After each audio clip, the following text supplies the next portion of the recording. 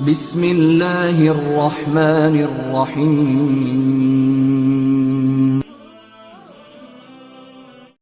బిస్మిల్లాహిర్ రహ్మానిర్ రహీం. సోదరులారా, సోదరీమణులారా, అస్సలాము అలైకుం.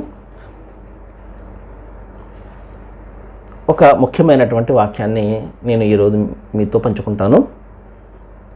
25వ అధ్యాయము 63 నుండి 76 వాక్యాల్లో ఇందులో దైవం యొక్క నిజమైనటువంటి దాసులు ఎవరో తెలియజేస్తున్నాడు. తనకు అత్యంత ఇష్టమైనటువంటి ప్రియమైనటువంటి దాసులు, స్వర్గాన్ని పొందబోయే దాసులు, దైవానికి అత్యంత ఇష్టమైనటువంటి దాసులు ఏ పనులు చేస్తారో దైవం ఇక్కడ తెలియజేస్తున్నాడు. అందులో ఒకటి ఏంటంటే,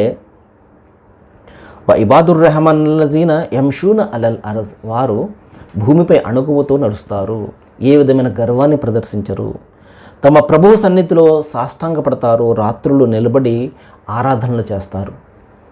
అంతేకాదు ఆయనను తప్ప మరెవ్వరిని కూడా వేడుకోరు, ఏ ప్రాణాన్ని కూడా అన్యాయంగా హతమార్చరు, మరి వ్యభిచారం దరిదాపులకు కూడా వారు వెళ్ళరు.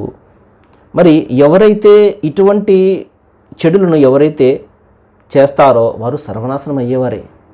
మరి ఎవరైతే పశ్చాత్తాపపడి సరిదిద్దుకుంటారో దైవం వారి ఈ చెడులను శుభాలుగా, పుణ్యాలుగా కూడా మారుస్తాడు. సోదర మహాశయులారా, ఎన్ని విషయాలు వచ్చాయి చూసారా. కరుణామయిని నిజమైన దాసులు ఏం చేస్తారంటే నేలపై అణుకువతో నడుస్తారు, ఏ విధమైన గర్వాన్ని ప్రదర్శించరు. వారికి ఏదైతే ఉందో అదంతా దైవం ఇచ్చింది, దైవ ప్రసాదితమని భావిస్తారు తప్పించి మేము స్వయంగా సంపాదించామని అంత మాత్రం భావించరు. అలాగే దైవ సన్నిధిలో సాష్టాంగపడతారు, పూర్తిగా లొంగి జీవితం గడుపుతారు, ఆయన ప్రతి ఆజ్ఞను పాటిస్తారు. అదేవిధంగా రాత్రుల్లో మరి ప్రపంచం నిద్రపోతున్నటువంటి వేళ వాళ్ళు లేచి దైవారాధన చేస్తారు. మరి అంతేకాదు ఆయనను తప్ప మరి ఎవరిని కూడా వేడుకోరు.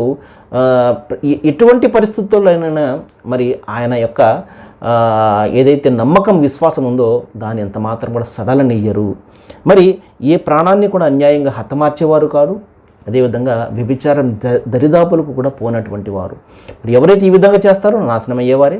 మరి ఎవరైతే ఒకవేళ ఈ తప్పులు జరిగిన తర్వాత పశ్చాత్తాపడతారో, చిత్తశుద్ధితో కూడినటువంటి పశ్చాత్తాపంతో దైవం వైపునకు క్షమాపణ కోసం మరలుతారో దైవం వారి పాపాలను పుణ్యాలుగా మారుస్తాను అని చెప్పేసి ఒక శుభవార్తను కూడా ఇక్కడ మనకి ఇస్తున్నాడు.